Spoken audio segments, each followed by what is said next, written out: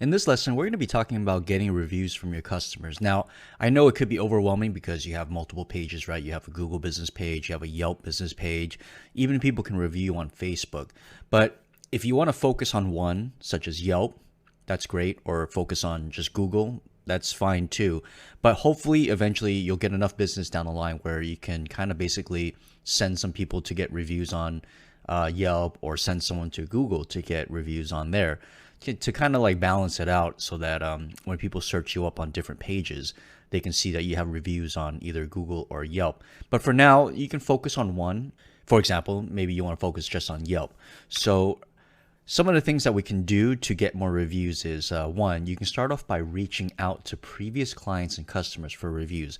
And generally, you want to reach out to the ones that you know were happy with your service or products. Just give them an email or give them a call, give them a text and be like, hey, I just wanted to let you know that I have a Yelp page now. This is the link to it. I know you were very happy with my service a few months ago. It would mean the world to me if you leave a review. And generally, most people will do it for you, and they understand that you're trying to start off a business. You just got a Yelp page created, and most people know what Yelp is. So that's probably one of the best ways. I got a lot of my reviews from reaching out to my old clients. Like, for example, my headshot photography business. After I took headshots for them, they were very happy with their final shots. They started posting it on Facebook, Instagram, so I knew they were happy. So once I got my Yelp page created, I reached out to them and be like, hey, I know a few months ago we did some headshots and you were very happy about it. Do you mind leaving me a review? They were more than happy to do it. So that's one way to do it. Offer great service, offer great products, and if you know your customer's happy, just reach out to them to get the review. The second way to do it is just organic reviews. So if you, let's say for example, have a brick and mortar store, everything's running well, you have great customer service, you offer great coffee, right? Let's say that's what your business is. Well, people are just gonna organically go on your Yelp and write it themselves, because you've offered great service. Now, this can also backfire if you don't offer great service. So someone can organically go on your Yelp page and write, hey, I'm giving them just a 2-star because my coffee was cold, right? So if that happens, it's okay because that's just the nature of the review business. You will get positive reviews and you will get negative reviews. And we're going to talk a little bit more about that later on. So another thing that you can do is actually trade reviews with other business owners. And this is great because let's say, for example, they're coming to you to get some coffee and you've met them and, you guys know each other. Great. But maybe you can go back to his business, get some service or products from him. And then at the end, you're like, hey, we both, provided a service to each other.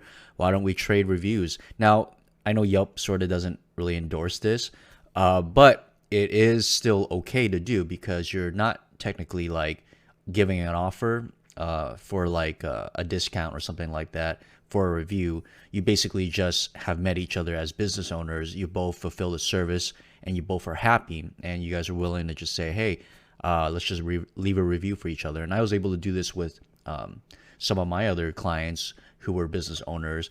I got a service through them. I was happy and I said, you know what, I'll leave you a review if you leave me one also. As long as you don't coach them and as long as you tell them that you're just asking for a review, then that's fine. But if you're coaching them, of course, right? Like, yeah, give me a 5-star and I'll give you a 5-star. Yeah, then that could be against Yelp's policy. Some tips that I will suggest to you is when you're asking for reviews, ask for it either after the completion of services or on another day. So, for example, if you're a photographer shooting a wedding, you don't want to be shooting their shots and then be like, hey, do you mind leaving me a review when you get a chance, blah, blah, blah. Well, that's the last thing you want to do is ask for a review while someone's having their big day getting married, right? So maybe after you've done shooting their wedding and then maybe a day or two or maybe after you deliver the photos, then ask them for a review. So depending on your business, it's just one of those things where you have to find out the best time and place to do it.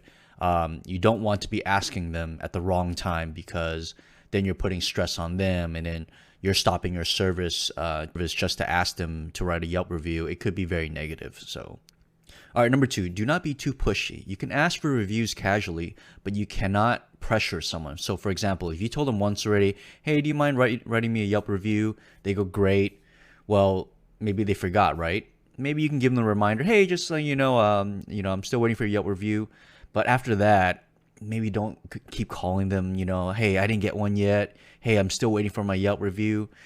It could come off negatively, and it could actually affect the way they write your review.